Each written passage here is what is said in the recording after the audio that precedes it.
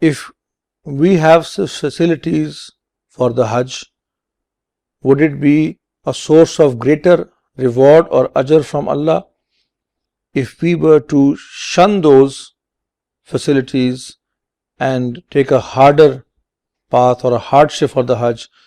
Would that be more rewarding for us? No.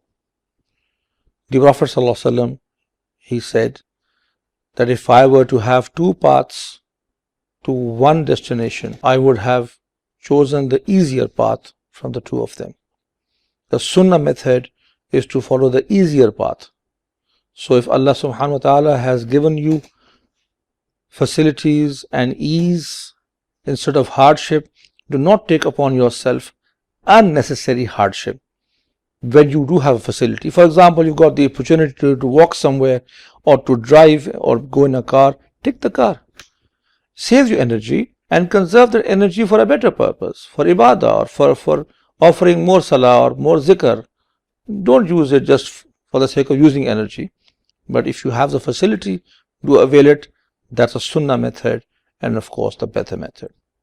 May Allah accept your Hajj, and may Allah subhanahu wa ta'ala allow the opportunity to those who have not been able to go this year to visit the holy cities